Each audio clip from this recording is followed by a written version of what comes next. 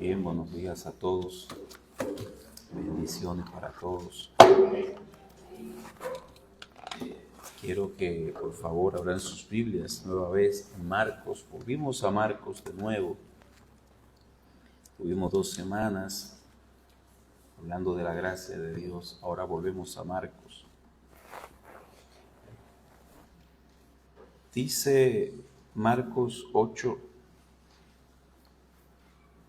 verso 27. Salieron Jesús y sus discípulos por las aldeas de Cesarea de Filipo, y en el camino preguntó a sus discípulos diciendo: ¿Quién dicen los hombres que soy yo? Ellos respondieron: unos Juan el Bautista, otros Elías, y otros algunos de los profetas. Entonces él les dijo: ¿y vosotros quién decís que soy? Respondiendo Pedro le dijo: tú eres el Cristo. Pero él les mandó que no dijesen esto de él a ninguno, y comenzó a enseñarles que le era necesario al Hijo del Hombre padecer mucho y ser desechado por los ancianos, por los principales sacerdotes y por los escribas, y ser muerto y resucitar después de 3 días. Esto les decía claramente. Entonces Pedro le tomó aparte y comenzó a reconvenirle. Pero él, volviéndose y mirando a los discípulos, reprendió a Pedro diciendo: quítate de delante de mí, Satanás, ¿por qué no pones la mira en las cosas de Dios, sino en las de los hombres? Y llamando a la gente y a sus discípulos les dijo: si alguno quiere venir en pos de mí, niéguese a sí mismo y tome su cruz y sígame. Porque todo el que quiera salvar su vida la perderá, y todo el que pierda su vida por causa de mí y del evangelio la salvará. Porque ¿qué aprovechará el hombre si ganare todo el mundo y perdiere su alma? ¿O qué recompensa dará el hombre por su alma? Porque el que se avergonzare de mí y de mis palabras en esta generación adúltera y pecadora, el Hijo del Hombre se avergonzará también de él, cuando venga en la gloria de su Padre con los santos ángeles. Amén. Oremos. Adorable Señor y Dios, Padre Celestial, esta tu palabra tiene poder para cambiar las vidas, cambiar los pensamientos. Oh Dios, que tu Santo Espíritu se agrade en usarla en esta mañana. Que tú tengas misericordia y uses este tu siervo, este instrumento, para gloria de tu nombre, aunque indignos somos, Señor, que tú puedas usarnos como tus instrumentos en tus manos. Condúcenos, por favor, en Jesucristo. Amén. La cruz antes de la gloria. La cruz antes de la gloria. Hermanos, hemos llegado a un episodio más del Evangelio de Marcos. Recuerde que Marcos es instruido o le es narrada la historia a través de Pedro. Precisamente yo decía, bueno, Pedro tuvo que decir de esa reprimenda que le dio el Señor Jesucristo. Y fíjese que él es amplio en describir lo que Cristo le dijo a él, más que lo que él dice al Señor Jesucristo. Pero encontramos aquí en Marcos, en el capítulo 8, encontramos que el Señor Jesucristo va por los caminos. Dice que eran las aldeas de Cesarea de Filipo. Y eso nos hace ver realmente que en la vida ministerial del Señor Jesucristo no había pérdida de tiempo. No había ocasión que Él no aprovechara. Él va por los caminos y allí Él aprovecha para instruir a sus discípulos. Lo único que en esta ocasión parece ser que era un examen final, un examen con 2 preguntas, y había una de ellas que era básica, elemental. Mientras ellos se trasladaban de una ciudad a otra, Él aprovecha para cuestionar a sus discípulos. Repito, en esta ocasión es como si le estuviera aplicando una prueba. Esta pregunta podríamos clasificarla como esencial, como puntual, como coyuntural en la vida o en el cristianismo. Este examen que dijimos contiene unas 2 cuestiones o 2 preguntas. Comienza diciéndole: ¿quién es Jesús? ¿Quién dicen los hombres que soy yo? ¿Y ustedes qué dicen de mí? Muchas cosas yo sé que moriremos aquí ignorándola, la ignoramos y vamos a ignorarla toda la vida, vivimos sin entenderla y podemos sobrevivir así. Eso no tiene que ver, no interviene con nuestra vida. Pero la fe cristiana debe su existencia a la respuesta a esa pregunta. ¿Quién dicen los hombres que soy yo y ustedes? ¿Qué dicen que soy yo? En esta ocasión, repito, vamos a estar considerando esta pregunta y las otras partes de esta porción que el Señor nos dice. ¿Y vosotros, quién decís que soy? La persona del Señor Jesucristo debe ser entendida. La persona del Señor Jesucristo debe ser el centro, el objeto de nuestro conocimiento. A lo largo de la historia, la persona del Señor Jesucristo ha sido objeto de muchos comentarios. Muchas personas han escrito libros acerca de Jesús. Unos lo ven como un gran maestro, como una persona extraordinaria, como un filántropo, como una persona que ha hecho muchos bienes. Y le voy a decir algo, si usted se para hoy, por ejemplo, en las calles de la Romana y comienza a hacer esa pregunta, yo entiendo que va a encontrar unos resultados idénticos. Personas que extienden sus comentarios hablando bien acerca del Señor Jesucristo. Ay, yo pienso del Señor Jesucristo que es una bella persona, un ejemplo a seguir, un gran maestro. Y ellos se sienten bien con hablar de esa manera acerca del Señor Jesucristo. Pero con un buen concepto acerca de Jesús no es suficiente. Algunos se llenarán de orgullo al hablar de Él, pero no tienen el verdadero concepto acerca de la persona de Jesús. Cuando Cristo hizo la pregunta a sus discípulos, circulaba por el entorno, circulaba entre las comunidades muy buena opinión acerca de Él. Algunos decían, bueno, este es Juan el Bautista, un profeta piadoso. Bueno, este es Elías, un profeta muy poderoso que sobresalió por sus obras. Otros sencillamente dicen algunos de los profetas, tal vez Jeremías, etcétera, etcétera, porque vieron al Señor Jesucristo llorar y Jeremías también el profeta lloró. Eso está en otro de los pasajes paralelos. Este concepto se había formado en la gente a partir de los milagros que habían visto, el estilo de vida que habían visto. Bueno, este tiene que ser alguno de los profetas. Sin embargo, era importante para el Señor Jesucristo saber qué decían aquellos que habían estado cerca de Él, sus discípulos. Pedro entonces, en nombre de todos sus discípulos, le dice, tú eres el Cristo, versículo 29. El apóstol Mateo lo dice de esta manera, lo registra de esta manera, tú eres el Cristo, el Hijo del Dios viviente. Mateo capítulo 16, versículo 16. ¡Qué declaración! Tú eres el Cristo, el ungido de Dios, el Hijo del Dios viviente. Con esta declaración, Pedro y los apóstoles demuestran que tenían un conocimiento claro, sin vacilación, acerca de la persona de Jesús.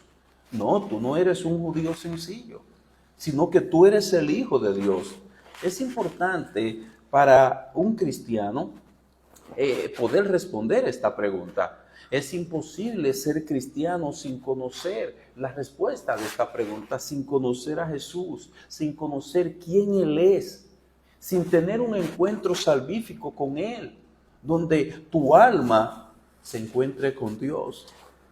Dice Mateo en su narración que este conocimiento no fue nacido de seres humanos, sino que fue dado de lo alto. Mateo dice, bienaventurado eres, Simón, porque no te lo reveló carne ni sangre, sino mi Padre que está en los cielos. Mateo capítulo 16, versículo 17. El conocimiento de la persona de Jesús, el conocimiento que estaba reflejando Pedro y los otros discípulos, le había sido dado del cielo, de arriba. Esa comprensión de que ese hombre con un aspecto físico igual a lo de cualquier judío, que anduvo por las aldeas haciendo milagros, predicando el evangelio, que no era un sencillo profeta, que era una persona que se compadecía y lloraba con quien tenía que llorar, el tener el conocimiento de que ese no era un sencillo judío, sino el Dios encarnado, que aunque había nacido de una mujer pobre, Aunque era de oficio carpintero, no era solamente un hombre, no era tampoco un profeta, no era un buen maestro, sino que era Dios mismo. Ese conocimiento de que Él era el creador del universo, ese conocimiento no nace en la tierra, no nace en los hombres, viene del cielo. Es revelado por el Espíritu de Dios al alma de un ser humano. Estos 12 discípulos comprendieron quién era verdaderamente Jesús. No, Él no es un sencillo maestro. No es una buena persona, es algo más, es el creador del universo. Es el Hijo del Dios viviente. El mérito de esa confesión que hace el apóstol Pedro radica en que él no la hizo porque alguien se lo comentó. El éxito de esa declaración o el mérito de ella es que muy pocos veían al Señor Jesucristo como lo que era. Él la dijo en un tiempo especial, donde muchos se habían apartado ya de seguir al Señor Jesucristo. Y Pedro hizo esa declaración en momentos en que los gobernantes, los escribas, los fariseos, la mayoría estaba en su contra y muy pocos seguían al Maestro. Pedro hizo esta declaración cuando nuestro Señor Jesucristo había tomado forma de siervo, sin riquezas, sin dignidad, sin realeza, sin ningún rasgo visible de que Él era rey. ¿Y qué fue entonces lo que vio Pedro allí? Hermanos, hacer una confesión de esa manera es la demostración de que en Pedro había una fe genuina, de que él podía ver en ese que había tomado forma de siervo y que no aparentaba en lo absoluto ser un rey, ver al Rey de Reyes. Esa es una obra de la fe genuina en el corazón. Y no era la primera vez que ellos lo reconocían. Los labios de los discípulos pronunciaron declaraciones similares en varias ocasiones en el pasado. Natanael, por ejemplo, exclamó: Rabí, tú eres el Hijo de Dios, tú eres el Rey de Israel, en Juan capítulo 1, verso 49. Después de la experiencia de ver al Señor Jesucristo caminar sobre las aguas, los discípulos dijeron: verdaderamente eres Hijo de Dios. Mateo capítulo 14, versículo 31. También en una ocasión en la que muchos se habían vuelto atrás, los apóstoles dijeron: nosotros hemos creído y conocemos que tú eres el Hijo de Dios. Que tú eres el Cristo, el Hijo del Dios viviente. Juan capítulo 6, versículo 69. Ellos lo habían comprendido, ellos lo entendían. Sin embargo, fue en esta ocasión que nos narra Marcos en el capítulo 8 de su libro, que los apóstoles representados por Pedro expresaron la verdad con una mayor convicción, con una mayor confianza, como nunca antes, en medio de una confusión que había entre las comunidades. No, que él es Juan, él es Jeremías, él es Elías, él es alguno de los profetas. Ellos declararon firmemente en qué posición estaban ellos. Tú eres el Cristo, el Hijo del Dios viviente. En cuanto a Jesús, es necesario tener en claro dos cosas: quién es Él, y segundo, qué vino a hacer Él al mundo. Esto es lo que él comienza entonces a enseñarle. Vayamos al versículo 31. Dice versículo 31: y comenzó a enseñarles que le era necesario al Hijo del Hombre padecer mucho y ser desechado por los ancianos, por los principales sacerdotes y por los escribas, y ser muerto y resucitar después de 3 días. Estas dos cosas son esenciales. ¿Quién es Jesús y qué vino Él a hacer? Él vino a morir en la cruz del Calvario para salvar al hombre pecador de su pecado. Esa obra debe estar clara en el corazón de cada ser humano, de cada uno de sus discípulos principalmente. Veamos entonces los sufrimientos de Jesús. En el versículo 32 dice: esto les decía claramente Entonces Pedro le tomó aparte y comenzó a reconvenirle, o sea, a convencerle de que no hiciera eso, de que no fuera a la cruz, de que evitara ese momento. Los discípulos no entendían lo de los sufrimientos del Señor Jesucristo. Aquí encontramos como que hay un momento de luz, de mucha claridad, pero hay otro momento como que no se comprende qué es lo que está sucediendo. Ellos entendieron que Él es el Cristo, el Hijo de Dios, pero no comprendían que tenía que pasar por una serie de sufrimientos y morir. Ellos entendían que si Él era el Cristo, el ungido de Dios, entonces ya Él iba a ocupar el trono, simple y sencillamente a ser el Rey. Ellos no comprendían que antes de la gloria venían sufrimientos. Él tenía que sufrir y morir. Ellos entendían que dentro del propósito de Dios para la salvación de los creyentes no había otra cosa que gloria. No entendían que esto incluía también el morir. Ellos comprendían que si Él era rey, el rey prometido, ¿cómo era posible que tuviera que ser desechado y muerto en una cruz, en la más terrible de las muertes? Cada vez que el Señor Jesucristo les habló de sufrimiento, ellos mostraban que no entendían eso dentro de los planes de Dios. El apóstol Pedro entonces lo que hace es que lo toma aparte. Y con su buen sentimiento en el versículo 32 comienza a reconvenirle, comienza a decirle: no te acontezca tal cosa. Aquí vemos un altibajo. Vemos a un Pedro que da una declaración sin igual. Tú eres el Cristo, el Hijo del Dios viviente. Y ahora lo llama aparte para decirle: no vayas a la cruz. Eso es un dolor insoportable. ¿Cómo vas a morir? No, tú no mereces eso. Pedro, de ser elogiado por la respuesta que dio en nombre de todos los discípulos, ahora recibe una tremenda reprimenda. Las palabras más fuertes que el Señor Jesucristo pronunció, la pronunció con relación a Pedro. Apártate de mí, Satanás, me eres tropiezo. Las palabras más duras salieron de Jesús en ese momento. Dice el versículo 33, pero él, volviéndose y mirando a los discípulos, reprendió a Pedro diciendo: quítate de delante de mí, Satanás. ¿Por qué no pones la mira en las cosas de Dios, sino en las de los hombres? Qué palabras más duras. Y voy a detenerme aquí a explicar un poco qué es lo que significa quítate de delante de mí, Satanás. No es que Satanás había entrado en Pedro, eso es imposible. Pedro es un creyente. Es imposible que en un creyente algo así pueda suceder. No es posible que Satanás tampoco haya estado parado entre Pedro y Jesús al Cristo decirle: quítate de delante de mí, Satanás. Ninguna de estas dos cosas es posible. Ni que Satanás haya entrado en Pedro, ni que Satanás esté en medio de ellos dos.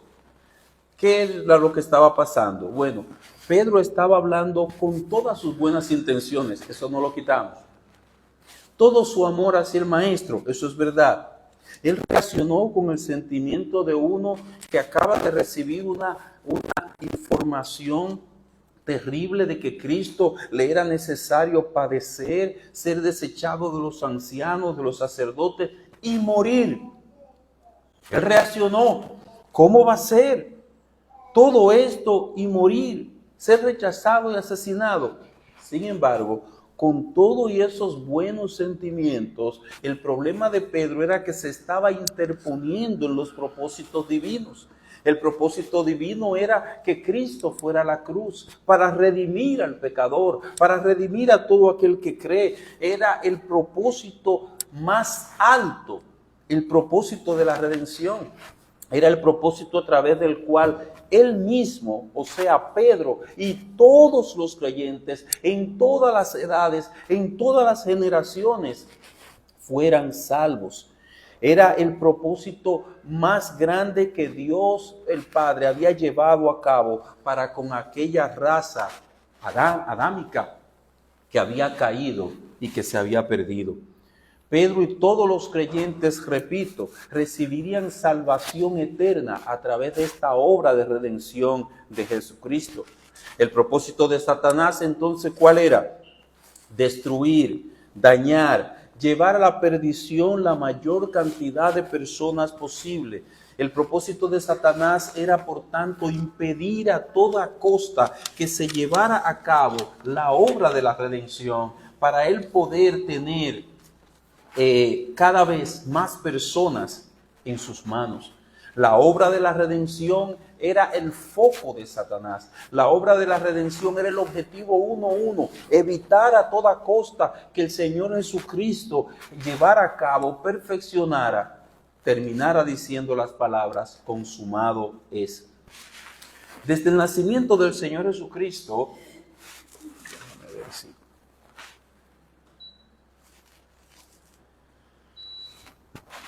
desde el nacimiento del Señor Jesucristo, nosotros vemos la oposición hacia Jesús. Vemos la oposición de Satanás en contra de Jesús y el plan de la redención. Recuerde que tan pronto nace a su corta edad, él trata de eliminar al Señor Jesucristo a través del rey Herodes. Sometió a Jesús a tentación. Luego, cuando ya va a comenzar su ministerio, le va haciendo ofertas o le hizo ofertas para que se desviara del propósito divino.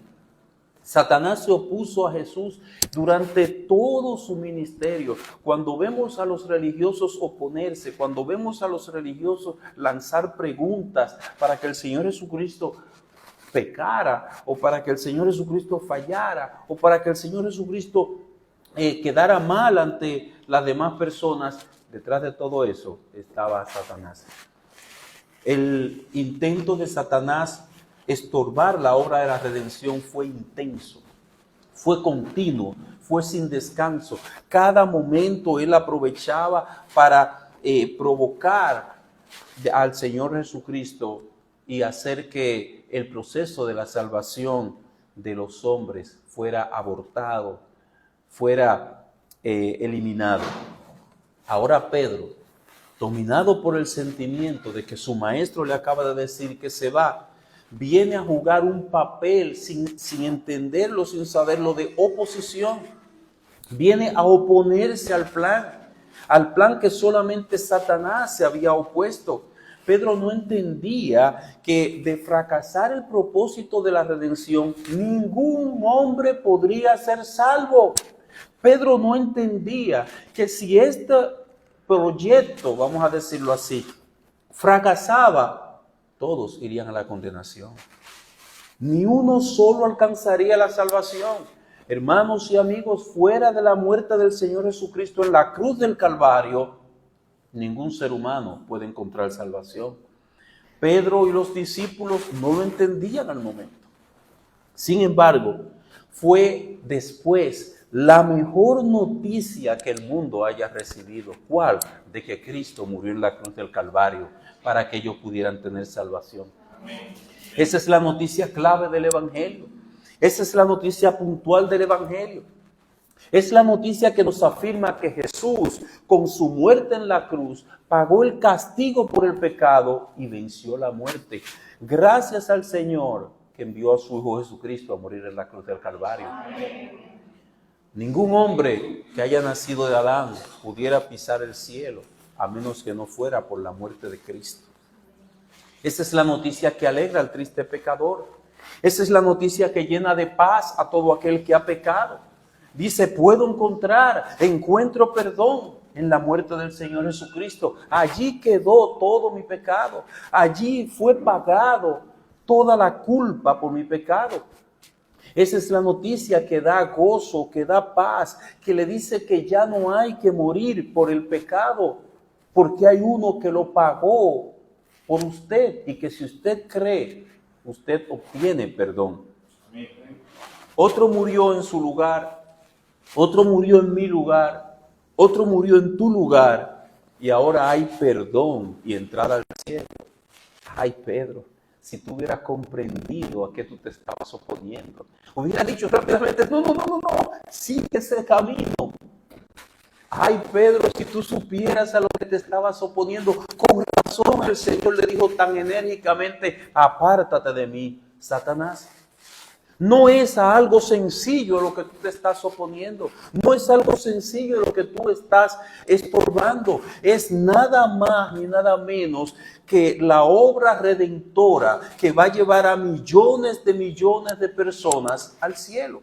Millones de personas hoy están con Cristo en el cielo por este sacrificio de Jesús. Y todavía faltan muchos por entrar. Faltamos nosotros y otros después de nosotros. Pero la multitud es como la arena de la mar.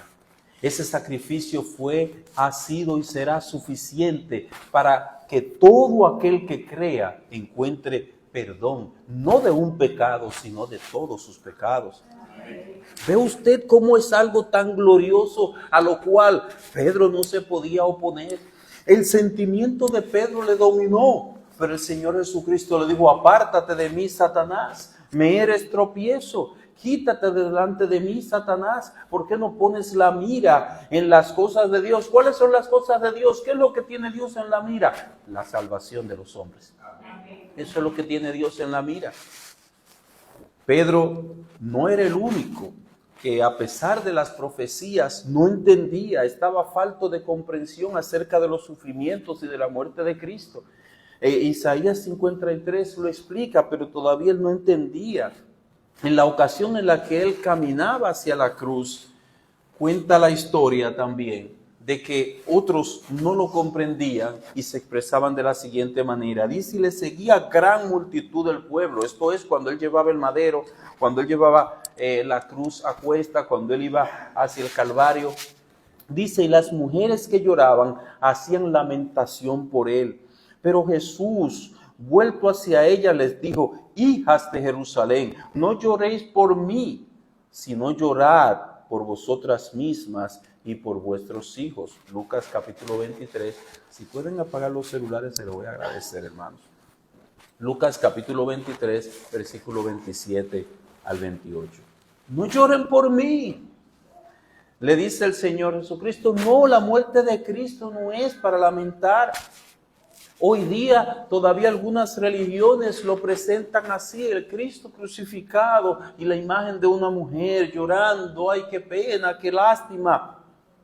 Esa muerte es para que tú puedas ser salvo. Esa muerte no es para lamentar. Esa muerte es para salvación más bien. Estas mujeres entendían que esto era un acto penoso, que los sufrimientos del Señor Jesucristo a los cuales Él estaba sometido era algo digno de lamentar. Ay, pero qué pena, cuánto sufrimiento. Pero Él no era en realidad digno de lástima, no era en realidad digno de pena. Aunque muchos hoy lo interpreten así y cojan un palo, golpeen a Judas, lo quemen, la imagen de que ellos entienden de Judas, y lloren por los sufrimientos del Señor Jesucristo. Esa muerte es nuestra gloria. Esa muerte es en la cual descansa la salvación de todo aquel que cree. Por eso nosotros cantamos, en el monte Calvario se vio una cruz, emblema de afrenta y dolor. Y yo aprecio esa cruz, do murió mi Jesús, por salvar al más vil pecador. Es por salvar al más vil pecador esos sufrimientos. El mismo Pedro, después que más adelante él comprende, él escribe a los hermanos, porque también Cristo padeció una sola vez por los pecados, el justo por los injustos, para llevarnos a Dios, siendo a la verdad muerto en la carne, pero vivificado en espíritu. Primera de Pedro 3, 18. Qué distinto, ¿eh? Dice que Él, el justo por los injustos, dice para llevarnos a Dios. Ahora Pedro está comprendiendo. ¿Para qué era esa muerte? Él padeció una sola vez por los pecados, pero tenía un propósito. Era llevarnos a Dios. La muerte de Jesús, lejos de ser un lamento, es el puente para que nosotros podamos entrar al cielo. Lejos de ser un lamento, es la forma, la manera de nosotros poder encontrar perdón, limpieza para nuestros pecados y poder estar delante del Señor. Veamos entonces en segundo lugar, estamos en Marcos capítulo 8, vamos al versículo 34. Y llamando a la gente y a sus discípulos les dijo: si alguno quiere venir en pos de mí, niéguese a sí mismo y tome su cruz y sígame. Porque todo el que quiera salvar su vida la perderá, y todo el que pierda su vida por causa de mí del evangelio la salvará. Porque ¿qué aprovechará al hombre si ganare todo el mundo y perdiere su alma? ¿O qué recompensa dará el hombre por su alma? Porque el que se avergonzare de mí y de mis palabras en esta generación adúltera y pecadora, el Hijo del Hombre se avergonzará también de él cuando venga en la gloria de su Padre con los santos ángeles. La gran paradoja le he titulado a esta sección. El Señor Jesucristo no es un evangelista populista, de estos que andan buscando multitudes, sino que le dice a los discípulos y a la gente realidades, las verdades, qué es lo que significa seguir sus pisadas. Había que negarse a sí mismo, había que abandonarse a sí mismo, o sea, dejar su propia justicia, dejar su propia justificación, sus propias excusas, pero también su pecado, someter sus ambiciones, sus sueños, sus intenciones a Él. Eso es lo que Él le dice en el verso 34. Le dice que Él llamó a la gente: vengan, a los discípulos, oigan lo que les voy a decir. Si alguno quiere venir en pos de mí, 3 cosas: niéguese a sí mismo, tome su cruz y sígame. Y a seguida Él comienza a explicar por qué esto es así. Ellos debían de saber cuáles son los requerimientos, cuáles son los términos, cuáles son las exigencias, qué es lo que debe tomar en cuenta una persona que quiere seguir al Señor Jesucristo. En segundo lugar, aparte de negarse a sí mismo, le dice que tome su cruz. Viene el sufrimiento, por eso le digo que no es populista. La cruz es símbolo de sufrimientos. La cruz son todos aquellos sufrimientos que acompañan a las personas que siguen al Señor Jesucristo. No, Cristo no le está hablando de prosperidad. Cristo no le está hablando de que viene una gloria en lo inmediato para ellos. No le está hablando de que van a tener gloria de este mundo, sino que les está hablando de que deben estar dispuestos a soportar persecuciones, rechazos, dificultades y hasta la muerte por causa del Señor Jesucristo. Es un camino estrecho, es una puerta estrecha, es un camino angosto. Es el camino que es la parte de ese camino que a las personas no les gusta oír. Es la parte de lo que significa seguir a Cristo que a la persona no le gusta atravesar. En realidad, todo seguidor fiel del Señor Jesucristo considera que aún la muerte, aún tengamos que morir, eso es un precio no demasiado alto por el gozo que nos trae la salvación eterna. Aún nosotros tengamos que morir, sepamos que no es mucho lo que estamos pagando, porque como quiera vamos a morir. Tomar la cruz, entonces, es estar dispuesto a pagar cualquier precio por el regalo glorioso de la vida eterna. Tomar la cruz es estar dispuesto a sufrir por causa del Señor Jesucristo. Seguirle también, en esos términos, implica obediencia a sus mandatos. A seguidas, el Señor Jesucristo comienza a explicarle una serie de por qué. Él no solamente dice: mira, toma tu cruz, ven en pos de mí. Él no solamente le dice: niégate a ti mismo y sígueme, sino que Él le dice por qué. ¿Por qué es conveniente? ¿Por qué tú tienes que hacerlo así? Estos porqués, aparecen 2, son necesarios y explican lo necesario que es para una persona negarse a sí mismo, tomar su cruz y seguirle. Recuerde que estamos en el verso 35.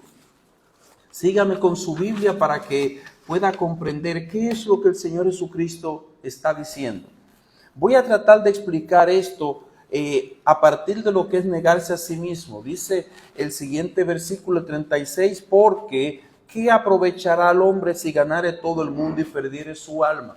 Nuestro bondadoso Salvador no solamente dice las cosas, sino que nos la explica, para que nosotros comprendamos por qué tú tienes que negarte a ti mismo, por qué tú tienes que seguirle, por qué tú tienes que tomar tu cruz cuando tú le sigas, porque dice él, ¿qué aprovechará al hombre si ganare todo el mundo y perdiere su alma? Versículo 35, porque todo el que quiera salvar su vida la perderá, y todo el que pierda su vida por causa de mí, del evangelio, la salvará. Muchos, la mayoría, en la búsqueda de proteger sus vidas, ellos no querrán el cristianismo. Se volverán atrás por el miedo de que sus vidas se puedan ver envueltas en persecuciones, por el temor de tener en contra a las autoridades, en aquel tiempo al mismo Faraón, por el temor de que sus vidas y sus bienes puedan estar en peligro, puedan sufrir algún daño. En fin, ellos buscan autoprotegerse. Es proteger sus propias vidas de los sufrimientos que conlleva ser cristiano, las abstinencias, los dolores, los problemas, las negaciones, la oposición. Muchos lo rechazan, otros vuelven atrás sin darse cuenta que pierden sus propias vidas. Perdían sus propias vidas en aquel tiempo. Otros vuelven atrás porque piensan que desean dar a sus almas otra cosa. Desean darle placeres en lugar de tener persecuciones y sufrimientos. Tratando de tener seguridad, lo que hacen es perderlo todo. Dice Cristo, el que quiera salvar su vida, la perderá. Vive autoprotegiéndose, buscando evadir sufrimientos y peligros, y en esa búsqueda rechaza el evangelio. Al final pierde su vida, es lo que quiere decir el texto. Voy al versículo 36, entonces, porque ¿qué aprovechará al hombre si ganare todo el mundo y perdiere su alma? Dice el pastor MacArthur comentando de este versículo, obtener todas las riquezas, el respeto y los honores religiosos que están en esta vida o que esta vida puede ofrecer, pero morir separado de Cristo es ser eternamente pobre. Lo que Cristo le está diciendo, mire, es una pérdida cuando usted logra lo que busca y pierde su alma. En base a estas dos explicaciones que da el Señor Jesucristo, versículo 35, que nosotros leímos, porque todo el que quiera salvar su vida la perderá. Una paradoja. Y versículo 36, de que aprovecha el hombre si ganare todo el mundo y perdiere su alma. En base a estas dos explicaciones, que ambas comienzan con la palabra por qué, un por qué explicativo, el ser humano, sea cristiano o no, digo esto, no tiene alternativa. Hermanos, aquí nos está presentando dos alternativas ni dos opciones. No se está presentando dos formas de vida. No se le está diciendo a la gente que tú puedes escoger el camino de seguir a Cristo o tú puedes preservar tu propia vida, ser salvo de persecuciones, de aflicciones, de problemas, de dificultades y todo lo que trae el cristianismo. No. Aquí se está diciendo que tú no tienes dos opciones sino una. La única opción que tienes es seguir a Jesús, negándote a ti mismo y tomando tu cruz. Esas dos razones que de Jesús convierten la vida en un solo camino a seguir. Usted dirá, ¿pero por qué? ¿Por qué yo no tengo otra opción? Porque todo lo demás, todo lo que no es Cristo, es pérdida. Entonces tú no tienes opción. Todo lo que tú escojas que no es Cristo, tú puedes tratar de cuidar tu vida, tú puedes tratar de ganar el mundo, tú puedes tratar de dar placer a tu vida. Todos los caminos que tú quieras escoger lo puedes hacer, pero terminarán en una pérdida. Eso es lo que Cristo está diciendo. Todo lo demás es una lamentable pérdida. No vale la pena ganar aquí y perder eternamente. No vale la pena tener aquí y ser pobre y miserable en la eternidad. Tener un breve disfrute pecaminoso aquí, pero sufrir eternamente allá. Primero el verso 35 nos dice que en un intento de autoproteger su vida, leímos, porque todo el que quiera salvar su vida la perderá, y todo el que pierda su vida por causa de mí, del evangelio, la salvará.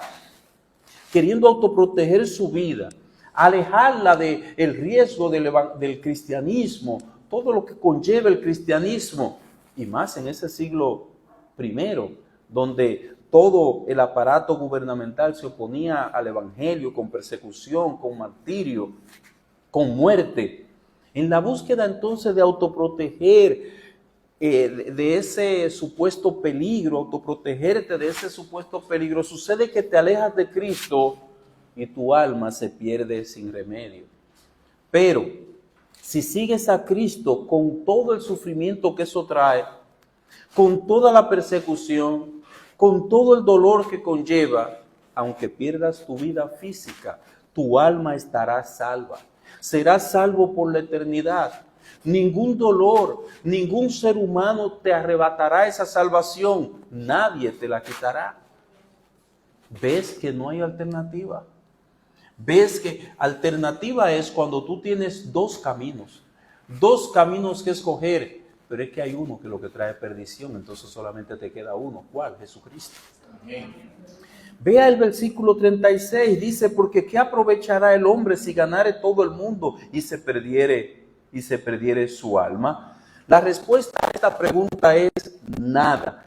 ¿Qué aprovechará? Nada. No aprovecha en nada. Eso no es una opción. ¿Qué aprovechará al hombre si ganare todo el mundo y se pierde su alma? No aprovecha en lo absoluto. No hay provecho en conseguir cosas de este mundo sin Cristo.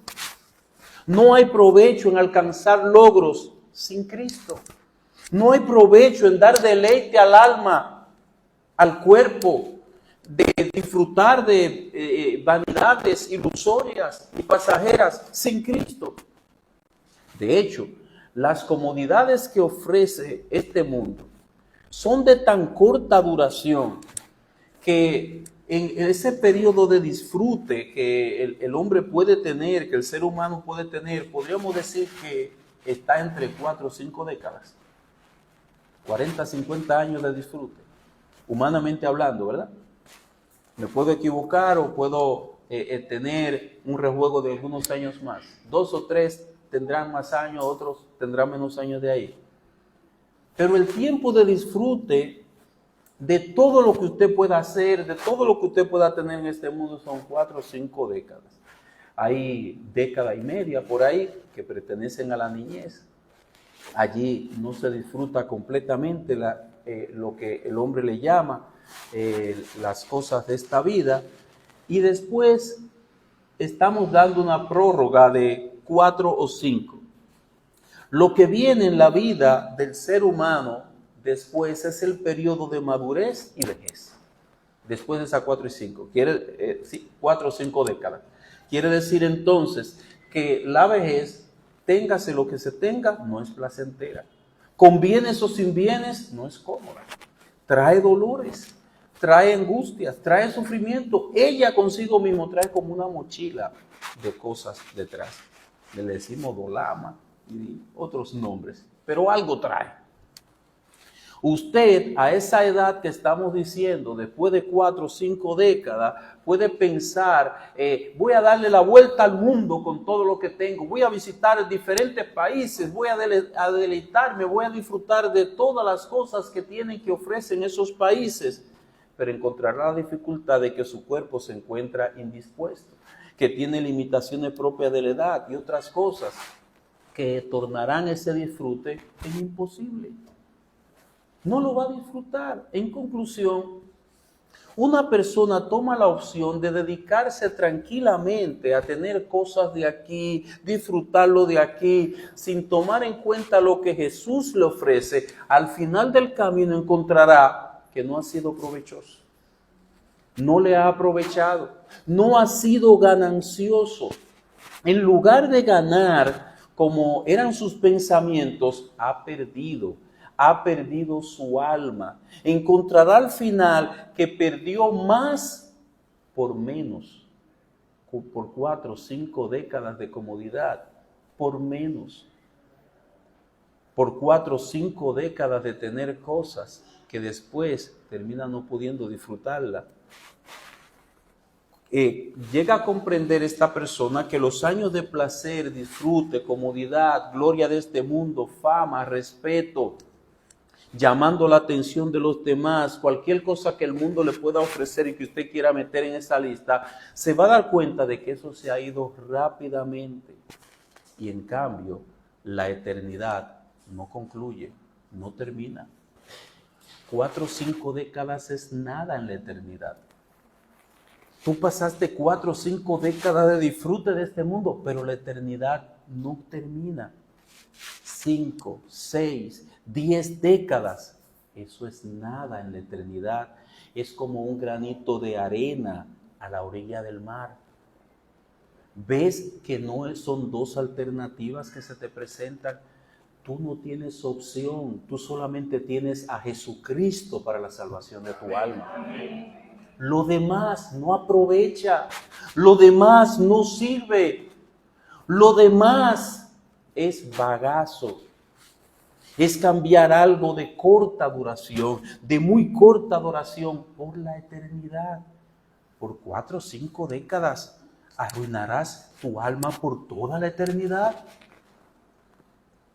Eso no es una opción. Ni el cristiano ni el no cristiano tienen opción. Hay un solo camino y es Jesucristo. Una sola opción a escoger y es Jesucristo. ¿Arruinarás así tu alma? Es la mayor de las pérdidas. Es el peor de los negocios. Escoger las cosas de esta vida, donde dice el Señor, ¿de qué aprovecha? Alcanzar logros de esta vida, tener cosas de aquí, participar de los asuntos pecaminosos.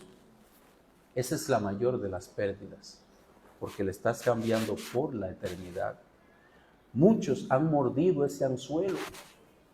No te suceda a ti que tienes tiempo. No te dejes tú engañar.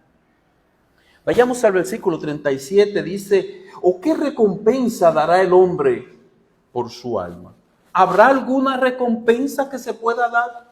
¿Podrá una persona pasar esas 4 o 5 décadas viviendo perdidamente y al final dar una recompensa? ¿Dar algo a cambio y decir, ya soy salvo? Hablábamos, bueno, ya el tiempo no me da para decir esto, pero no hay recompensa que se pueda dar.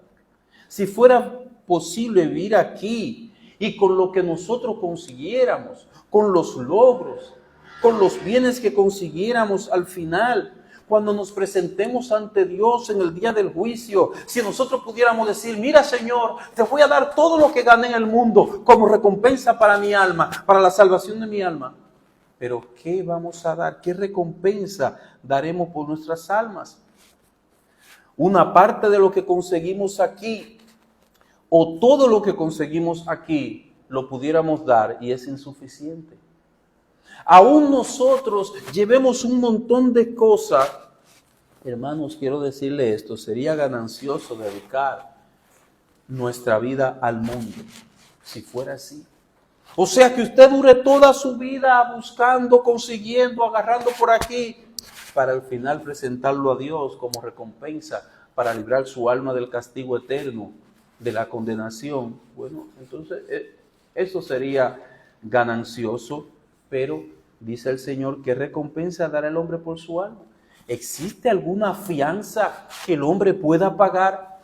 ¿Existe algo con suficiente valor de eso que tú consigues aquí en este mundo, con lo cual tú puedas pagar la libertad de tu alma, el sacar a tu alma de condenación, quedar libre de la condenación eterna? ¿Habrá algo? No lo hay. Si existiera esa fianza, ¿a qué monto ascendería? Cristo tuvo que sufrir para pagar el precio para que nosotros quedáramos en libertad. Pero oye, ¿qué precio? Él, siendo justo, sin pecado, tuvo que morir la peor de las muertes, colgado en la cruz del Calvario por mi pecado. Ese sí fue un precio bien pagado, pero nosotros no tenemos con qué. ¿Qué puedes tú dar a Dios por tu pecado? ¿Qué recompensa puedes dar? Sencillamente no hay nada que el hombre pueda dar a cambio, solo seguir a Cristo. Es lo único. Negándote a ti mismo y tomando tu cruz. Solo seguir a Cristo. No hay otra opción. Cuando alguien no hace caso a este llamado, como dice el versículo 38, porque el que se avergonzare de mí y de mis palabras en esta generación adúltera y pecadora, el Hijo del Hombre se avergonzará también de él cuando venga en la gloria de su Padre con los santos ángeles. Cuando alguien no hace caso a este llamado, debe saber que se está identificando con el mundo. El Señor le dice a este mundo una generación adúltera y pecadora. Cuando tú decides avergonzarte de Cristo, cuando tú no quieres seguir al Señor Jesucristo, te estás identificando con el mundo, con una generación adúltera y pecadora. Esa persona que lo hace así está escogiendo su propia perdición. El mismo que rechaza a Jesús, esto mismo hace. Cristo le mostrará ese mismo rechazo que él mostró hacia Jesús, se lo mostrará en aquel día. El Maestro, cuando regrese en su gloria, te rechazará a ti, en pocas palabras. Sí, Cristo vendrá por segunda vez en gloria, para gozo y alegría perpetua de todos los que hemos creído en Él para salvación. Sí, Cristo no le veremos como le vimos aquí en su humillación, sino que le veremos plenamente en su gloria y nos alegraremos con Él. Él viene por segunda vez y si tú le has rechazado, Él te rechazará a ti en esa ocasión. Jesús vendrá en gloria, en la gloria de su Padre, no en la gloria pasajera de este mundo, y allí comprobaremos que sí, valió la pena sufrir por el Señor Jesucristo. No fue una pérdida dedicar nuestras vidas a Él. No perdimos nada. No perdimos, sino que ganamos. Fue ganancioso seguir a Cristo.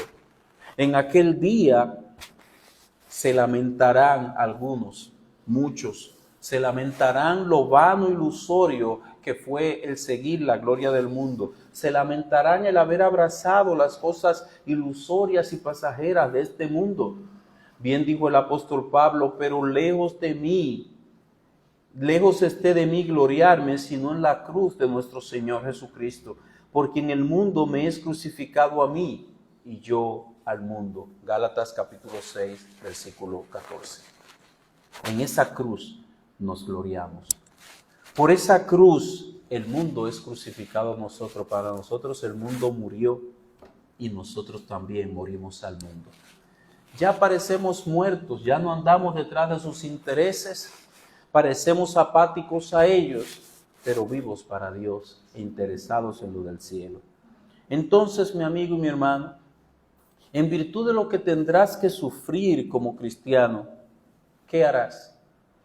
Te está anunciado, pronosticado, profetizado sufrimiento. ¿Qué harás entonces? ¿Te volverás atrás para no sufrir el precio de perder todas estas cosas? ¿Te volverás atrás para no padecer? Pero si te vuelves atrás, entiende, cree y comprende que el precio será la pérdida de tu alma. ¿Qué harás? ¿Seguirás a Jesús llevando tu cruz? Cuán grande, hermanos, es nuestra responsabilidad delante de Dios. Dios pone algo trascendental delante de nosotros, la eternidad, la vida eterna o la perdición eterna, lo que sucederá con nuestra alma al final y de manera definitiva. Es nuestra entera responsabilidad, es nuestra entera responsabilidad. Cristo ha aclarado delante de todo hombre qué resultado tendremos dependiendo del camino que sigamos. ¿Qué vas a hacer, mi amigo? ¿Seguirás buscando logros del mundo? ¿Qué vas a hacer con tu alma? No me digas que tú tienes excusas y que tienes proyectos. Es que delante de ti está la eternidad. Mi hermano, cobremos aliento con la cruz de Cristo. Vale la pena sufrir por Cristo. Realmente vale la pena, porque un día estaremos con Él para siempre. Y eso vale más que todo lo demás. Vamos a orar. Amado Señor y Padre nuestro, venimos, oh Dios, delante de ti a presentarte nuestra oración por aquellos que no te han conocido. Por aquellos, Señor, que no pueden decir, tú eres el Cristo, el Hijo del Dios viviente. Por aquellos que no pueden decir, yo estoy negándome a mí mismo y siguiéndote. Padre, te rogamos por ellos, para que tú inclines sus almas hacia tus testimonios, para que tú despiertes su atención, abra sus ojos. Nosotros no podemos convencerle de pecado, de justicia y de juicio, pero tu Santo Espíritu sí, Señor. Por eso te lo rogamos. Oh Dios, llena de valor a cada cristiano, sabiendo que hay recompensa al final. Gloria sea a ti, Señor, en Jesucristo. Amén.